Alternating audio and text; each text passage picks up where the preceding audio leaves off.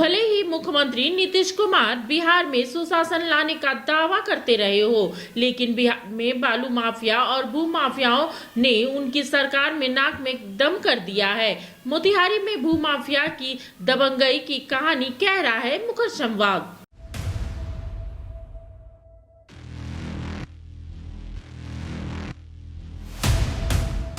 बिहार में नीतीश कुमार सुशासन राज की लाख कविता पढ़ ले, कितना भी ढोल पीट ले, सुशासन बाबू के सुशासन राज पर कालिक लग ही जाता है। बिहार में सुशासन राज में माफियाओं का बोलबाला कितना हावी है, इसकी वानगी आए दिन देखने को मिलती रहती है। शराब माफिया, बालू माफिया, भू माफिया सुशासन राज में इतने ज्यादा ताकतवर हो चुके हैं कि सीधा अब सरकारी स्कूल की जमीन बेच डाली है और किसी को कानो कान खबर तक नहीं। मोतिहारी में भू माफियाओं की काली करतूत सामने आई, जहां एक भू माफिया ने अपने पूर्वजों के गांव में विद्यालय के निर्माण के लिए दिए गए जमीन को सालों बाद बेच दिया। हद तो तब हो गई जब मोतिहारी में स्कूल की जमीन बिक्री का मामला विधानसभा में उठाए गए सवालों के बाद सामने आया, जहां दो सरकारी स्कूल का भवन सहित जमीन बेच दी गई। मामले के सामने आने के बाद एक और जहां सरकारी महकमे में हड़कंप मच गया, तो वहीं भू माफियाओं के भी हाथ पांव फूलने लगे। इस पूरे मामले को सदन में उठाया खुद बीजेपी विधायक पवन जायसवाल ने। क्या कुछ कहा वो सुनिए। अध्यक्ष महोदय, टाइम हो गया। डीएम पूर्वी चंपारण ने अपने प्रतिवेदन में स्वीकार किया है कि ढाका विधानसभा के 2 विद्यालय, उत्क्रमित उच्चतर माध्यमिक विद्यालय फुलवड़िया और उत्क्रमित उच्चतर माध्यमिक विद्यालय पचपकरी का भवन निर्मित जमीन को सीओ ने दाखिल खारिज करके और जमाबंदी कायम कर दिया दूसरे व्यक्ति के नाम पर। यह काफी गंभीर मामला है, माननीय मंत्री जी के संज्ञान में है। माननीय मंत्री जी ने कार्रवाई करने की बात कही है। हम ये चाहते हैं कि इस मामले में संबंधित अंचलाधिकारी, संबंधित कर्मचारी और संबंधित सीआई और क्रेता विक्रेता के विरुद्ध प्राथमिकी दर्ज हो चुकी। भवन बना हुआ हाई स्कूल का है, उसका जमाबंदी कैसे कायम हो सकता है? माननीय अध्यक्ष महोदय, मुझे इस विभाग का मंत्री बनने में थोड़ा देर हो गया, इसीलिए कार्रवाई में देर हुआ। जवाब दीजिए, हंसिए नहीं। महोदय, मैं जो इससे संबंधित अधिकारी है उस पर मैंने कार्रवाई का निर्देश दे दिया है और बहुत जल्द वो अपने इस कार्रवाई का जो सजा है वो भुगतने के लिए 1 महीना के अंदर उनको सजा मिल जाएगा। माननीय सदस्य, आप चिंता ना करें। आप तारांकित, बहुत बहुत धन्यवाद। हो गया।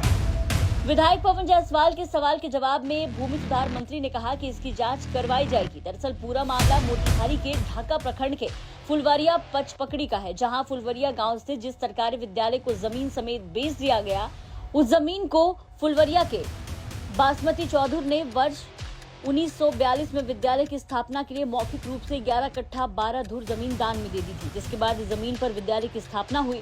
लेकिन इस जमीन को बासमती चौधरी के वंशज शशिभूषण प्रसाद ने अपनी पत्नी को 2019 में बेच दिया।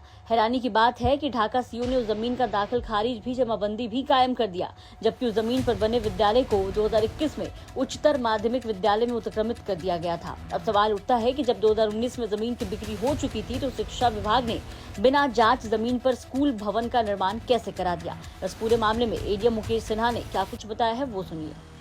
सर, ढाका के फुलवरिया और पचपकड़ी का सरकारी स्कूल बिक गया जमीन सहित, इस पर क्या कार्रवाई हो रही है सर?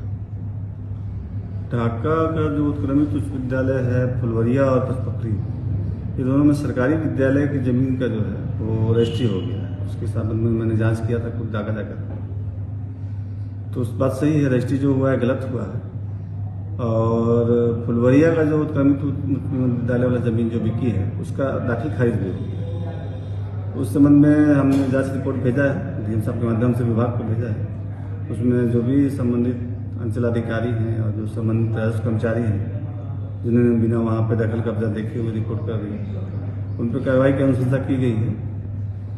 पचपकड़ी वाले मामले में ये सामने आया है कि वहाँ पे जो जमीन थी ढाका की है, लेकिन उसका रजिस्ट्री आके मोतिहारी किया गया। ऐसे प्रावधान है करने का, लेकिन उसको फिजिकल एक वेरिफिकेशन करवाना चाहिए। तो यहाँ के रजिस्ट्रार ने बताया कि वो शायद भेजे थे चिट्ठी वहाँ पे उस समय के तत्कालीन रजिस्ट्रार को, लेकिन उन्होंने किया नहीं, 1 दिन के अंदर करना था।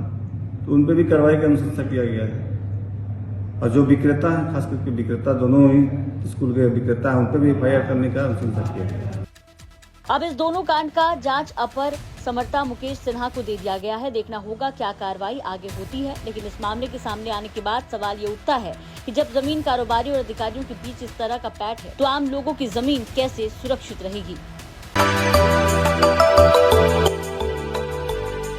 मिनी लंदन मैक्लुस्कीगंज प्रकृति की गोद में बसा ड्रीम डेस्टिनेशन आपका कर रहा है इंतजार। आइए अपने यादगार लम्हों को बिताइए ड्रीम डेस्टिनेशन में। राजधानी रांची से महज 50 किलोमीटर दूर आपका अपना ड्रीम डेस्टिनेशन।